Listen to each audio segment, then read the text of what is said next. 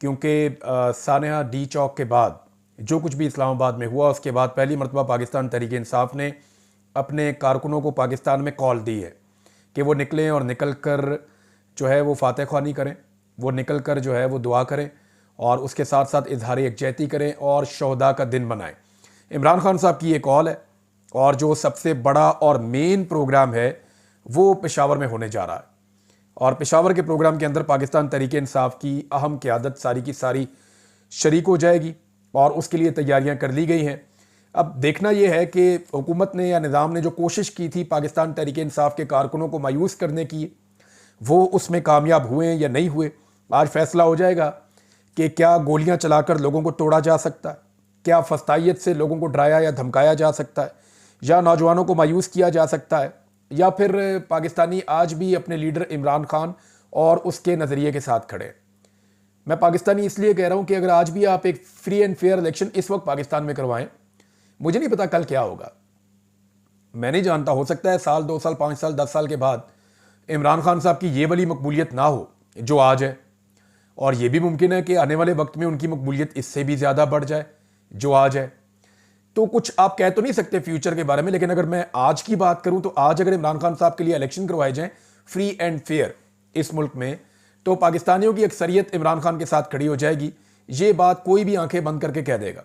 जितने भी तजिया निगार हैं, जो लोग इमरान खान से शदीद नफरत करते हैं, वो भी ये कहते हैं और मानते हैं कि इमरान खान साहब की मकबूलियत का मुकाबला इस वक्त नहीं किया जा सकता। तो तहरीक इंसाफ के कारकुनों के लिए एक बड़ा टेस्ट है।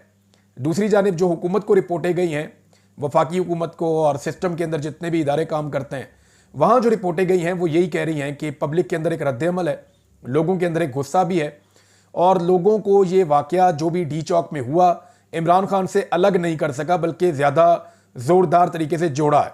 अब डिपेंड करता है कि लोग बाहर निकल के अपने जज्बात का इजहार करते हैं, और रिपोर्टें तो यही है कि लोग बाहर निकलेंगे। और दूसरी बात यह है कि वोटों में तो लोगों ने हमेशा इमरान खान का साथ दिया है।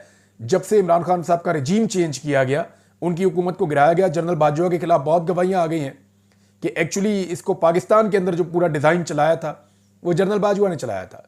जनरल बाजवा ने अमेरिकन को गाइड किया कि इमरान खान आपके खिलाफ है, पाकिस्तान में सियासी जमातों को गाइड किया कि इमरान खान आपके खिलाफ है, और वो कुछ ऐसा करने जा रहा है जिसके बाद वो आपके कभी काबू नहीं आएगा। तो आप मौके से फ़ायदा उठाएं और मिलकर इसकी हुकूमत गिरा दें। अब ये सारे सियासतदान बता रहे हैं, मैं नहीं बता रहा। इमरान खान साहब बहुत क्लियरली अब इस बात को कह भी चुके हैं। तो जनरल बाजवा ने सारा प्लॉट तैयार किया और उसके बाद जो भी हुआ वो आपके सामने है। उनके ऊपर बड़े सीरियस एलिगेशंस हैं जनरल बाजवा के खिलाफ, और ना सिर्फ एलिगेशंस हैं बल्कि उनके खिलाफ गवाहियां मौजूद हैं, जो लोग बबांगे तोहल आकर गवाहियां दे रहे हैं। असद उमर साहब ने जनरल फैज़ के हवाले से एक बात की है और मेरी उस बात की तस्दीक भी होगी जो मैंने आपको पहले कही थी कि इमरान खान साहब का जनरल फैज़ के साथ राब्ता ज़रूर था जब इमरान खान साहब हुकूमत में थे। हुकूमत से जाने के बाद उनका राब्ता बतदरीज कम हो गया था और 2022 के मिड में इमरान खान साहब ने जनरल फैज़ हमीद को ब्लॉक भी किया था और उसके बाद उनका कोई ऐसा राब्ता था भी नहीं। असद उमर साहब ने भी इसकी कंफर्मेशन की है। ये इमरान खान साहब के बहुत करीबी लोगों में से थे। देखें, थोड़े दिन पहले असद उमर साहब ने एक गिरती हुई मईशत की भी तारीफ कर दी। यानी असद उमर साहब इस वक्त भी जिस पोजीशन पे हैं या जिस जगह पे हैं या जिन हालात से वो गुजर रहे हैं, उन्हें कुछ ना कुछ मार्जिन रखना पड़ता है एस्टेब्लिशमेंट के लिए, हुकूमत के लिए। उनके केसेस हैं, वरना उन्हें उठाकर अंदर कर दिया जाएगा। लेकिन एक ऐसा आदमी जो इतनी वुल्नरेबल पोजीशन में है, वो भी ये कह रहा है कि नहीं यार, जनरल फैज़ का 9 मई वाला मामला मुझे नहीं समझ आती बात, मैं मेन आदमियों में से एक था। तो यहां पे जनरल फैज़ के साथ इमरान खान को फिक्स करना तकरीबन नामुमकिन है, और अगर ये किया गया तो उसके असरात बड़े देरपा होंगे और दूर रस होंगे और इस सिस्टम को भुगतना पड़ेगा। ये इतने आराम से मामला हजम नहीं हो जाएगा। 2 चीज़ें मुझे समझ आ रही हैं, या तो जो बाइडन के जाने से पहले पहले इमरान खान को तोड़ना चाहते हैं कि इमरान खान को जो बाइडन के जाने से पहले पहले तोड़ लें, किसी अच्छी डील पे आमादा कर लें जिसमें हमारी जान बच जाए, क्योंकि जो बाइडन के जाने के बाद फिर इमरान खान साहब जो हैं वो किसी और तरह के होंगे और अमेरिका से वो सपोर्ट जो इनको मिल रही है इस निज़ाम को वो नहीं मिलेगी, और जब वो सपोर्ट नहीं मिलेगी तो इमरान खान को डील करना ज़्यादा मुश्किल हो जाएगा, इंटरनेशनल प्रेशर बहुत ज़्यादा बढ़ जाएगा। तो नादरीन, ये आज कारकुनों का एक बड़ा इम्तिहान है पाकिस्तान तहरीक इंसाफ के, वो क्या करते हैं, और पूरी दुनिया के अंदर इनके प्रोग्राम हो रहे हैं। एक और खबर है नादरीन, और ये अफसोसनाक खबर है। ये मेरी बात भी हुई है, चंद जर्नलिस्ट हैं उनसे, एहतशाम अब्बासी से मैंने बात की, साकिब बशीर साहब से बात की, 2-3 और जर्नलिस्ट हैं उनसे बात की। मैंने उनसे कहा जी मुझे सारी कहानी बताया। उन्होंने कहा जी बहुत सारे बंदे पकड़ लिए थे 24 नवंबर और उससे पहले भी और उसके बाद भी ये लोगों को घरों से जाकर उठाया। जो पठान दिखाई देता था उसको उठा लेते थे, चाहे उसका ताल्लुक एहतजाज से है या नहीं है। अच्छा, ये तो ऑब्वियस है कि ज्यादातर लोग पाकिस्तान तहरीक इंसाफ के साथ हैं, तो वैसे ही को बंदा देखते थे उसको उठा लेते थे। आप रैंडमली भी बंदे उठाएंगे तो 10 में से 9 तो पाकिस्तान तहरीक इंसाफ के निकलेंगे, और पश्तून उठाएंगे तो आपको ज्यादा चांस है कि 10 के 10 ही पीटीआई के निकल आएंगे। इस वक्त तो ये हवा चली हुई है इमरान खान साहब की।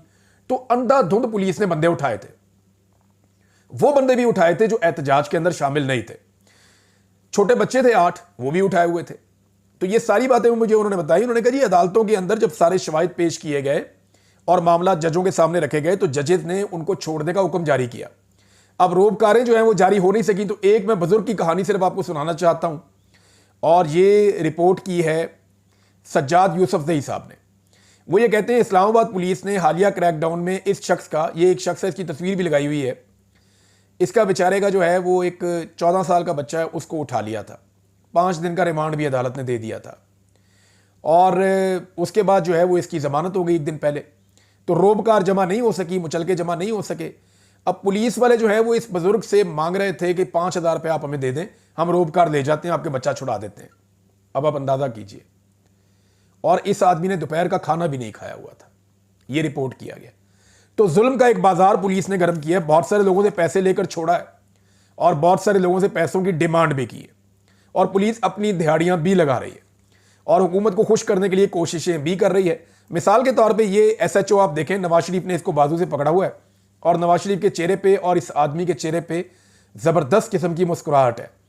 अब ये एसएचओ क्या कर रहा था, अदालत ने कल अहकामात दिए कि इन कारकुनों को छोड़ दिया जाए, डिस्चार्ज कर दिया जाए, यानी केस ही खत्म कर दिए। ये 81 थे जी टोटल जो रिपोर्ट हुए। एहतशाम अब्बासी साहब ने 81 की तादाद रिपोर्ट की है। ये डिफरेंट मुकदमात में इनको पकड़ा हुआ था। ये सारे बैठे हुए थे वहां पे अदालत के अंदर। इनकी एक वीडियो भी आई हुई है। तो ये वहां पे कारकुन बैठे हुए थे, इनकी वीडियो बनाई कि जनाब ये डिस्चार्ज हो गए, इनके केस खत्म हो गए, बाइज्जत बरी हो गए, अभी अपने घरों को जाएंगे। और जज साहब को जब ये बताया गया कि जी हमें खदशा है कि इन्हें दोबारा उठा लिया जाएगा, तो जज साहब ने कहा कि अगर इनको उठाएंगे तो मैं आईजी को बुलाऊंगा। फिर जज साहब ने यह भी कहा कि मैं मुतल्लिका अफसरान को बुलाकर हथकड़ियां लगाऊंगा अगर पुलिस ने इनको दोबारा गिरफ्तार किया तो। और जज साहब तो ये कहकर बाद में चले गए, लेकिन पुलिस ने इसको चैलेंज के तौर पे लिया। नॉर्मली ये होता है कि जब मुलजिम निकलता है आजाद होकर, अदालत के अहाते से बाहर जाता है, दूर जाता है, फिर उसको पकड़ा जाता है।